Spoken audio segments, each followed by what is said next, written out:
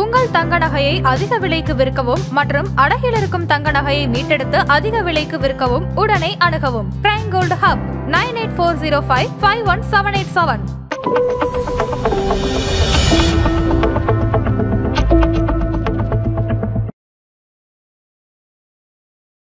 Last 1 இயர்ல வந்து பாத்தீங்கன்னா உங்களுக்கு இந்த financial services and banking and financial services sector வந்து ஓரளவுக்கு நல்லா பண்ணியிருக்கு. ஸோ ஒரு செக்டர் அப்படிங்கிறதே வந்து ஒரு ரிஸ்க் தான். ஒரு ஸ்பெசிஃபிக்காக ஒரு செக்டரில் முதலீடு பண்ணுறாங்க அப்படின்னா அதில் வந்து முக்கியமாக வந்து எந்த டைமில் என்ட்ரி ஆகணும், எந்த டைமில் எக்ஸிட் ஆகணும் அப்படிங்கிறத வந்து தெரிஞ்சு வச்சுட்டு தான் வந்து இன்வெஸ்ட் பண்ணணும். லாங் டேர்மில் ஒரு செக்டர் நல்லா பண்ணியிருக்கா அப்படின்னு பார்த்தா எக்ஸப்ட் அந்த பேங்கிங், ஃபைனான்சியல் சர்வீசஸ், டெக்னாலஜி இந்த மாதிரி ஒரு ஸ்பெசிஃபிக் செக்டர்ஸை தவிர மித்த செக்டர்ஸ் எல்லாமே பார்த்தீங்கன்னா ஒரு சைக்கிளிக்கல் தான். மார்க்கெட் எஃபிஷியன்ட் தியரி அப்படின்னு சொல்லுவாங்க. அது என்ன அப்படின்னு பார்த்தீங்கன்னா என்ன நடக்க போகுது பின்னாடி அப்படிங்கிறத பேஸ் பண்ணி தான் வந்து மார்க்கெட் மூவ் ஆகுமே ஒழிய நடந்த பிறகு மார்க்கெட் மூவ் ஆகும். முதலீடு பண்ணுறதுக்கு வந்து வாட்ச் பண்ண வேண்டிய செக்டர் அப்படின்னு பார்த்தீங்கன்னா இந்த பேங்கிங், ஃபைனான்ஸ், அதுக்கப்புறம் வந்து டிஃபென்ஸ்.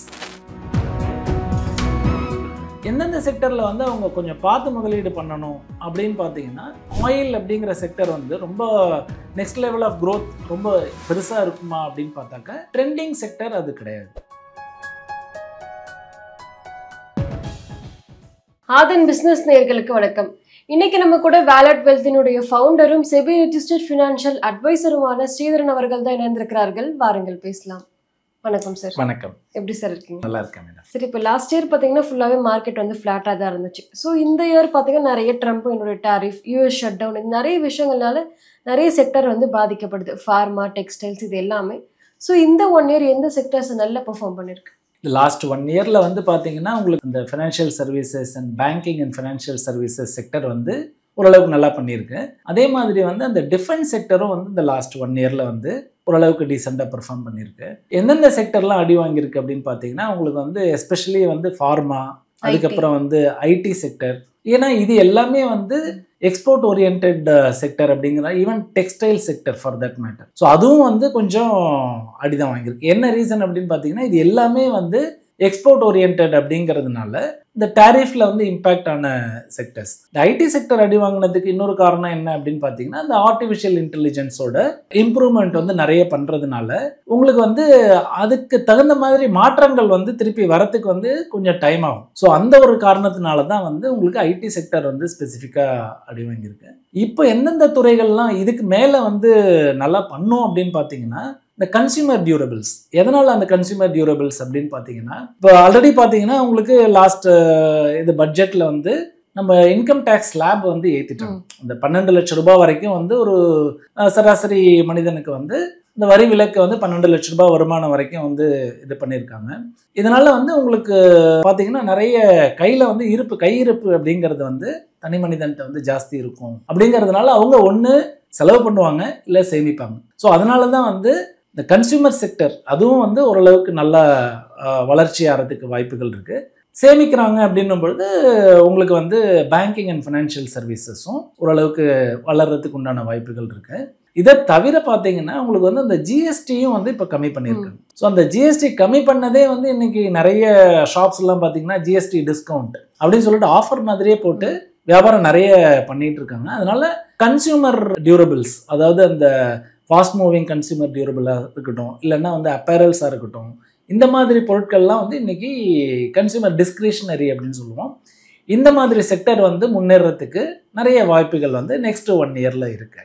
இப்போ நீங்க சொன்ன மாதிரி கன்சியூமர் டியூரபிள்ஸ்ல வந்து நிறைய வந்து பெர்ஃபார்ம் பண்ண போகுது அப்படின்னு சொல்லிட்டீங்க. ஸோ இப்போ ஒரு ஹை க்ரோத்தான செக்டர்ல வந்து இன்வெஸ்டர்ஸ் இன்வெஸ்ட் பண்றாங்க அப்படின்னா எந்த மாதிரி ரிஸ்க் எல்லாம் கவனிக்க வேண்டியது இருக்கு? ஸோ ஒரு செக்டர் அப்படிங்கிறதே வந்து ஒரு ரிஸ்க் தான்.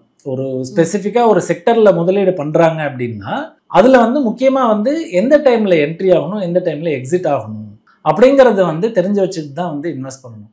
எல்லாருமே எல்லா முதலீட்டாளர்களும் என்ன பண்ணுவாங்கன்னா இந்த பாஸ்ட் பர்ஃபார்மன்ஸ், இந்த லாஸ்ட் 1 இயரா இந்த செக்டர் நல்லா பண்ணியிருக்கா, இந்த வருஷமும் அது பண்ணும் அப்படிங்கிறத பேஸ் பண்ணி தான் முதலீடு பண்ணுறாங்களே ஒழிய அந்த செக்டர் வந்து எவ்வளோ வளர்ந்துருக்கு, இன்னும் வளர்கிறதுக்கு உண்டான வாய்ப்புகள் எவ்வளோ இருக்குது அப்படிங்கிறதையும் வந்து அவங்க கவனித்து வந்து முதலீடு பண்ணாங்கன்னா அதில் வந்து வருமானம் அதிகமாக வரதுக்கு உண்டான வாய்ப்புகள் இருக்குது. ஸோ அதனால் செக்டர்ஸ் அப்படின்னாலே ஸ்பெசிஃபிக்காக ரிஸ்க் இருக்குது. அதில் வந்து அந்த என்ட்ரி எக்ஸிட் அப்படிங்கிறது ரொம்ப ரொம்ப முக்கியம். லாங் டேர்மில் ஒரு செக்டர் நல்லா பண்ணியிருக்கா அப்படின்னு பார்த்தா எக்ஸப்ட் அந்த banking, financial services and then technology, இந்த மாதிரி ஒரு ஸ்பெசிஃபிக் செக்டர்ஸை தவிர மித்த செக்டர்ஸ் எல்லாமே பார்த்தீங்கன்னா ஒரு சைக்கிளிக்கல் தான். ஸோ அது எல்லாமே சைக்கிளிக்கலாக இருக்கும் பொழுது அந்த செக்டர்ஸ் நல்லா பண்ணும் பொழுது உங்களுக்கு அதோட ரிட்டர்ன்ஸ் ஜாஸ்தி இருக்கும். அந்த செக்டர் நல்லா பண்ணல அப்படின்னா ஃபண்ட் மேனேஜருக்கும் தெர் இஸ் நோ சாய்ஸ், அவங்க வந்து அதே செக்டரில் தான் இருக்கணும். ஸோ வேற செக்டரில் மாற்றி பண்ண முடியாது. ஸோ அதனால வந்து அந்த டல் பீரியட்லையும் வந்து அதே ஃபண்ட்லேயும் நம்ம வந்து ஸ்டே பண்ணுற மாதிரி இருக்கும். அதனால செக்டர் ஸ்பெசிஃபிக் ரிஸ்க் அப்படிங்கிறது இருக்குது. பட் ஆனால் வந்து லாங் டேர்மில் என்னென்ன இப்போ வந்து செக்டரல் சேஞ்சஸ் வந்து என்னென்ன ஃபண்டில் பண்ணியிருக்காங்க, ஒரு சில ஃபண்ட்ஸில் பார்த்தீங்கன்னா கன்சியூமர் டியூரபிள்ஸோட பர்சன்டேஜ் வந்து இன்க்ரீஸ் பண்ணியிருப்பாங்க. ஸோ அந்த மாதிரி வந்து பார்த்து முதலீடு பண்ணுறது வந்து முதலீட்டாளர்களுக்கு வந்து மிகவும் சிறந்ததாக இருக்கும். இப்போ வந்து ஒரு ஹை பெர்ஃபார்மிங் செக்டரில் வந்து எந்த மாதிரி விஷயங்கள்லாம் சார், இப்போ இன்ஃப்ளேஷன் ரேட்டாக இருக்கட்டும், இன்ட்ரெஸ்ட் ரேட், இது எல்லாமே ஒரு பெர்ஃபார்மிங் செக்டரில் எந்த அளவுக்கு பாதிப்பை ஏற்படுத்துது சார்? உங்களுக்கு பணவீக்கம் அப்படிங்கிறது பார்த்தீங்கன்னா பணவீக்கம் வந்து ஜாஸ்தி ஆச்சு அப்படின்னா அது வந்து ஒரு பேங்கிங் செக்டரை வந்து கண்டிப்பாக பாதிக்கும். ஏன்னா பணவீக்கம் ஜாஸ்தி ஆகும் பொழுது இன்ட்ரெஸ்ட் ரேட் ஜாஸ்தி ஆகும். ஸோ எல்லாமே இன்டர் கனெக்டட். ஒரு இன்ட்ரெஸ்ட் ரேட் ஜாஸ்தி ஆகுதுன்னா யாராக இருந்தாலும் வந்து லோன் வாங்கி ஒரு பொருள் வாங்கணும் அப்படின்னா இன்ட்ரெஸ்ட் ரேட் கம்மியாக இருக்கும்போது தான் வாங்குவாங்களே ஒழிய ஜாஸ்தியாக இருக்கும்போது வாங்க மாட்டாங்க. ஸோ லோன் வாங்கலை அப்படின்னாக்க பேங்க்குக்கு வந்து அவங்களால வந்து பணம் சம்பாதிக்க முடியாது. பேங்க்கோட வேலை என்ன அப்படின்னு பார்த்தீங்கன்னா any banking and financial services பார்த்தீங்கன்னா அவங்களோட முக்கியமான வேலை வந்து இருக்கிறவங்கள்ட்டேருந்து பணத்தை வாங்கி யாருக்கு லோன் வேணுமோ அவங்கள்ட்ட கொடுக்குறது. இருக்கிறவங்கள்ட்டேருந்து என்ன எப்படி வாங்குவாங்கன்னா வைப்பு நிதியாக வாங்குவாங்க. ஸோ வெளியில் வந்து அந்த அமௌண்ட்டை வந்து வெளியில் கொடுத்து அதில் வர டிஃப்ரென்ஸ் தான் வந்து அந்த பேங்க்கோட ப்ராஃபிட். ஸோ அந்த மாதிரி இருக்கிற பட்சத்தில் உங்களுக்கு பணவீக்கம் ஜாஸ்தியாக இருக்கும் பொழுது லோன் வந்து நிறைய பேர் வாங்க மாட்டாங்க. அதனால் வந்து உங்களுக்கு பேங்க்கோட ப்ராஃபிட்டபிலிட்டி அப்படிங்கிறது கம்மியாக இருக்கும். ஸோ பணவீக்கம் ஜாஸ்தியாக இருக்கும்பொழுது banking and financial services sector வந்து ஒழுங்காக பர்ஃபார்ம் பண்ணுது. இதே வந்து பணவீக்கம் கம்மியாக இருக்குது அப்படின்னும் பொழுது இன்ட்ரெஸ்ட் ரேட் ஆட்டோமேட்டிக்காக கம்மி பண்ணுவாங்க. ஸோ இன்ட்ரெஸ்ட் ரேட் கம்மி பண்ணுறாங்க அப்படின்னும் பொழுது எந்தெந்த செக்டர்லாம் வந்து முன்னேறும் அப்படின்னு பார்த்தீங்கன்னா கன்சியூமர் டியூரபிள்ஸ், அதுக்கப்புறம் மேனுஃபேக்சரிங். ஏன் அப்படின்னு பார்த்தீங்கன்னா மேனுஃபேக்சரிங் வந்து லோன் வந்து கம்மியாக கிடைக்கும் பொழுது நிறுவனங்கள் வந்து அங்கேருந்து பேங்க்லேருந்து லோன் வாங்கி அவங்களோட எக்ஸ்பேன்ஷன் பிளான் பண்ணுவாங்க. ஸோ அந்த மாதிரி எக்ஸ்பேன்ஷன் பிளான் பண்ணும்பொழுது அந்த நிறுவனத்தோட உங்களோட க்ரோத் வந்து ஜாஸ்தியாக இருக்கும்.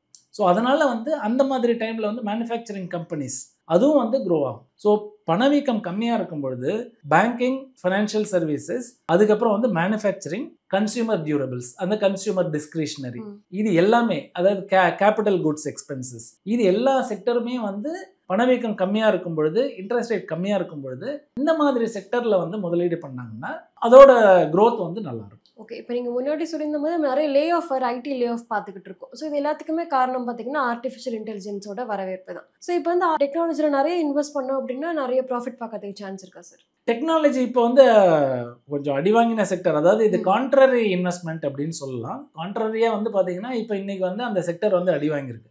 ஸோ சேம் திங் வந்து 2000 வந்து பார்த்தீங்கன்னா அந்த டெக்னாலஜி செக்டர் வந்து டெக் பபிள்னு வச்சுக்கோங்க. டெக் பபிள் வந்து ஆக்சுவலி இதுவாச்சு 2000. ஸோ அப்போ பார்த்தீங்கன்னா அதுக்கு அடுத்து அந்த டெக் பபிள் அப்படிங்கிறது முடிஞ்சு அந்த செக்டர் தான் வந்து நல்லா க்ரோ ஆச்சு. ரீசன் என்ன அப்படின்னு பார்த்தீங்கன்னா எந்த ஒரு புது வரவுமே இனிஷியலாக வந்து ஒரு தாக்கத்தை ஏற்படுத்தும் மார்க்கெட்டில். இப்போ ஆர்டிஃபிஷியல் இன்டெலிஜென்ஸுமே ஒரு தாக்கத்தை ஏற்படுத்தியிருக்கு இப்போது. ஆனால் அதை வந்து அப்சர்வ் பண்ணிட்டு அந்த அடுத்த லெவல் ஆஃப் க்ரோத் வந்து அந்த செக்டரில் வந்து கண்டிப்பாக வரும். அது எப்போ வரும், டர்ன் அவுட் ஆகும் அப்படிங்கிறது பார்த்தீங்கன்னா மேபி 6 மாதத்தில் இருக்கலாம், இல்லை 1 வருஷத்தில் இருக்கலாம். ஸோ மார்க்கெட் வந்து எப்பொழுதுமே வந்து இந்த மார்க்கெட் எஃபிஷியன்ட் தியரி அப்படின்னு சொல்லுவாங்க. அது என்ன அப்படின்னு பார்த்தீங்கன்னா என்ன நடக்க போகுது பின்னாடி அப்படிங்கிறத பேஸ் பண்ணி தான் வந்து மார்க்கெட் மூவ் ஆகுமே ஒழிய நடந்த பிறகு மார்க்கெட் மூவ் ஆகும். ஸோ அதனால் என்ன நடக்க போகுதுன்றதை ஆல்ரெடி தீர்மானித்து தான் வந்து அந்த செக்டரில் வந்து இன்வெஸ்ட் பண்ணணும். அதுக்கு தகுந்த மாதிரி பார்த்தீங்கன்னா இப்போ ஐடி செக்டரில் வந்து கான்ட்ரரி இன்வெஸ்ட்மெண்ட் அது இன்னைக்கு வந்து டவுனாக இருக்குது, கண்டிப்பாக அது நாளைக்கு வரும் அப்படிங்கிற இதில் இருக்கிறவங்க அதில் இன்வெஸ்ட் பண்ணால் இட்ஸ் அ குட் டைம். இப்போ நீங்கள் வந்து ஒரு செக்டரை பற்றி நிறையவே சொல்லுங்க. இப்போ கிரீன் எனர்ஜி, இவி வெஹிக்கிள், இந்த செக்டரில் எப்படி சார் பெர்ஃபார்ம் பண்ணிட்டு இருக்கு? இப்போ அந்த இவி செக்டர் அப்படிங்கிறத பார்த்தீங்கன்னா இன்னைக்கு ஆட்டோமொபைல் செக்டரே இந்த லாஸ்ட் ஒரு 2 இயர்ஸில் 3 இயர்ஸில் பார்த்தீங்கன்னா நல்லாவே வந்து பெர்ஃபார்ம் பண்ணியிருக்கு. ஸோ அதுக்கு காரணம் வந்து நிறைய காரணங்கள் இருக்குது. என்னென்னா ரோட்ஸ் அண்ட் டெவலப்மெண்ட்ஸ் எல்லாமே வந்து நல்லா டெவலப் ஆகிருக்கிறதுனால நிறைய வெஹிக்கிள்ஸ் வந்து இருக்குது. ஒன்று. ரெண்டாவது பார்த்தீங்கன்னா உங்களுக்கு வந்து இன்றைக்கி எல்லாருமே வந்து ஒரு ப்ரைவேட் வெஹிக்கிள் வாங்கணும், அதில் தான் போகணும் அப்படிங்கிற ஒரு லட்சியமாக இருக்கிறதுனால இன்றைக்கி ரோட்ஸில் நிறைய கார்ஸ் தான் இருக்குது. அந்த அந்த வகையில் பார்த்தாலுமே வந்து உங்களுக்கு அந்த ஆட்டோமொபைல்ஸ் இண்டஸ்ட்ரி அப்படிங்கிறது க்ரோ ஆகிட்டுருக்கு. கோயிங் ஃபார்வர்ட் பார்த்தீங்கன்னா இன்றைக்கி எல்லாருமே வந்து எனர்ஜி எஃபிஷியன்ட் வெஹிக்கிள்ஸ் அப்படிங்கிறதுல அந்த இவி வெஹிக்கிள்ஸில் தான் வந்து நிறைய ஃபோக்கஸ் பண்ணுறாங்க. இன்னைக்கு ஈவன் நிறைய நிறுவனங்களுமே பார்த்தீங்கன்னா ஒரு எஸ்டாப்ளிஷ்டு நிறுவனங்கள் எல்லாமே வந்து அவங்க இவி வெஹிக்கிளில் வந்து ஃபோக்கஸ் பண்ணி அந்த இன்ஃப்ராஸ்ட்ரக்சர் டெவலப்மெண்ட் அப்படிங்கிறது வந்து நிறைய நடந்துட்டு இருக்கு. ஸோ இன்ஃப்ராஸ்ட்ரக்சர் டெவலப்மெண்ட்னா இவி வெஹிக்கிள்ஸை பொறுத்த வரைக்கும் உங்களுக்கு இன்ஃப்ராஸ்ட்ரக்சர் இல்லாமல் இருந்தது. ஒரு 2-3 வருஷத்துக்கு முன்னாடி பார்த்தீங்கன்னா ஒரு கார் வந்து நம்ம வாங்குறோம், அதுக்கு வந்து சார்ஜ் பண்ணணும் அப்படின்னா உங்களுக்கு வந்து அட்லீஸ்ட் ஒரு 100 கிலோமீட்டர்ஸ்க்கு கிட்ட ஒரு 200 கிலோமீட்டர்ஸ் தூரத்தில் தான் வந்து உங்களுக்கு சார்ஜிங் ஸ்டேஷன்லாம் இருந்தது.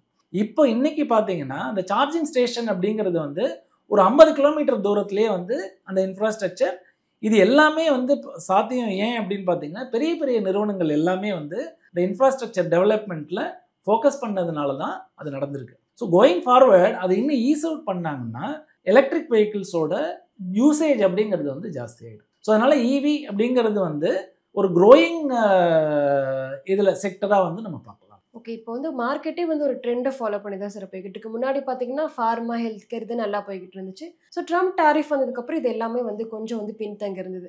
ஸோ இப்போ பார்த்தீங்கன்னா அடுத்த 1 year to 2 year வந்து எந்த மாதிரி ட்ரெண்டெல்லாம் ஃபாலோ பண்ணி மார்க்கெட் போக போகுது சார்? ஸோ நெக்ஸ்ட் ட்ரெண்ட் அப்படின்னு பார்த்தீங்கன்னா இந்த ஆர்டிஃபிஷியல் இன்டெலிஜென்ஸ், இந்த டெக்னாலஜி என்னென்ன மூவ்மெண்ட் ஆகுது அப்படிங்கிறது. அப்புறம் நியூ ஏஜ் பேங்கிங். இந்த பேங்கிங்லேயே வந்து பார்த்தீங்கன்னா பேங்கிங் வந்து மாறலை, ஆனால் வே ஆஃப் பேங்கிங் மாறி இருக்கு. ஸோ பேங்கிங் அப்படிங்கிறது எல்லாருமே அன்னைக்கு போய் செக்கை கொண்டு போய் டெபாசிட் பண்ணாங்க, கேஷை கொண்டு போய் டெபாசிட் பண்ணாங்க. இன்னைக்கு அது கிடையாது. ஆனால் பேசிக்கலி வந்து பேங்க் அப்படிங்கிறது இருக்கு. நம்ம வந்து பேமெண்ட் மெத்தட் அப்படிங்கிறது வந்து இன்னைக்கு ஜிபே ஆர் ஃபோன்பே இந்த மாதிரி அந்த மெத்தடாலஜி தான் வந்து மாறி இருக்கு. பேங்கை பொறுத்த வரைக்கும் மாறல. அந்த மெத்தடாலஜி யாரெல்லாம் வந்து கொண்டு வராங்க, என்னென்ன மாதிரி டிஃப்ரெண்ட் மெத்தடாலஜி கொண்டு வராங்க, இதுதான் வந்து நியூ ஏஜ் பேங்கிங் அப்படின்னு சொல்றோம். இது ஒரு ட்ரெண்ட். ஸோ அந்த மாதிரி நியூ ஏஜ் பேங்கிங்ல என்னென்ன கம்பெனிஸ் வருதோ அதோட growth பொட்டன்ஷியல் ஜாஸ்தி இருக்கும். செகண்ட் வந்து பார்த்தீங்கன்னா இந்த ஆர்டிஃபிஷியல் இன்டெலிஜென்ஸ்னு நம்ம சொல்கிறோம். என்னென்ன புதுசாக வந்து கொண்டு வராங்க. இன்னைக்கு சாட் ஜிபிடியாக இருக்கட்டும், இல்லை மிட்டா ஏஐயாக இருக்கட்டும், இதெல்லாம் வந்து நியூ டெக்னாலஜி அதெல்லாம் கொண்டு வராங்க. ஸோ அந்த மாதிரி நிறுவனங்கள் எந்தெந்த இது வருது அதிலெல்லாம் வந்து நியூ ஏஜ் டெக்னாலஜி பிஸ்னஸஸ். அதுக்கப்புறம் பார்த்தீங்கன்னா எலக்ட்ரிக் வெஹிக்கிள்ஸ்லேயே வந்து என்னென்னலாம் வந்து நியூ டெக்னாலஜிஸ் வந்து இம்ப்ரூவ் பண்ணலாம், இந்த மாதிரி ட்ரெண்டை பேஸ் பண்ணி தான் வந்து அந்த நியூ ஏஜ் இன்வெஸ்டிங் அப்படிங்கிறது போயிட்டு இருக்குன்னு வச்சுக்கோங்க. இதெல்லாம் வந்து இந்த லேட்டஸ்ட் ட்ரெண்ட் இன்வெஸ்டிங். இப்போ லாஸ்ட்டாக வந்து இன்வெஸ்டர்ஸ் வந்து எந்த மாதிரி செக்டார்லாம் அதிகமாக வாட்ச் பண்ண வேண்டியது இருக்கு? வாட்ச் பண்ண வேண்டிய செக்டர் அப்படின்னு பார்த்தீங்கன்னா பொதுவாக வந்து முதலீடு பண்ணுறதுக்கு வந்து வாட்ச் பண்ண வேண்டிய செக்டர் அப்படின்னு பார்த்தீங்கன்னா இந்த பேங்கிங் ஃபைனான்ஸ், அதுக்கப்புறம் வந்து டிஃபென்ஸ், அதுக்கப்புறம் வந்து they can also look at இந்த கன்சியூமர் டியூரபிள்ஸ், அந்த கன்சியூமர் டிஸ்கிரிஷனரி, இந்த மாதிரி செக்டர்லாம் வந்து முதலீடு பண்ணுறதுக்கு வாட்ச் பண்ணலாம். எந்தெந்த செக்டரில் வந்து அவங்க கொஞ்சம் பார்த்து முதலீடு பண்ணணும் அப்படின்னு பார்த்தீங்கன்னா இன்றைக்கி வந்து அந்த ஆயில் அப்படிங்கிற செக்டர் வந்து ரொம்ப நெக்ஸ்ட் லெவல் ஆஃப் க்ரோத் ரொம்ப பெருசாக இருக்குமா அப்படின்னு பார்த்தாக்க ட்ரெண்டிங் செக்டர் அது கிடையாது. ஆனால் க்ரூட் ஆயில் ப்ரைஸும் அதிகமாக தானே சார்? க்ரூட் ஆயில் ப்ரைஸ் அதிகமாக இருக்குது, அதுக்கு தகுந்த மாதிரி யூசேஜும் அதிகமாக தான் இருக்குது இன்றைக்கி. பட் ஒரு 5 years டவுன் த லைன் அது அந்த கன்வர்ஜென்ஸ் அப்படிங்கிறது இப்போ வந்து எலக்ட்ரிக் வெஹிக்கிள்ஸோட யூசேஜ் வந்து கம்மியாக இருக்குது. ஸோ எல்லாருமே வந்து அந்த பெட்ரோல் அண்ட் டீசல் வெஹிக்கிள்ஸ் தான் யூஸ் பண்ணுறாங்க, கேஸ் வெஹிக்கிள்ஸ் யூஸ் பண்ணுறாங்க. ஸோ அதோட யூசேஜ் ஜாஸ்தியாக இருக்குது. இப்போ இதோட யூசேஜ் கம்மியாக இருக்குது. பட் ஒரு பீரியடில் வந்து ரெண்டுமே கன்வர்ஜ் ஆகும். ஸோ அந்த டைமில் பார்த்தீங்கன்னா உங்களுக்கு வந்து பெட்ரோலோட விலையும் கம்மியாகும், அதோட யூசேஜும் கம்மியாக இருக்கும், டிமாண்டும் கம்மியாக இருக்கும். அப்படிங்கிறதுனால அந்த செக்டர் வந்து கொஞ்சம் பார்த்து மானிட்டர் பண்ணி அதில் வந்து இன்வெஸ்ட்மெண்ட்ஸ் பண்ணுறது இஸ் பெட்டர். நிச்சயமாக சார், செக்டார் பற்றி நிறைய விஷயங்களை சொல்லியிருந்தீங்க. ரொம்பவே நன்றி சார். தேங்க்யூ.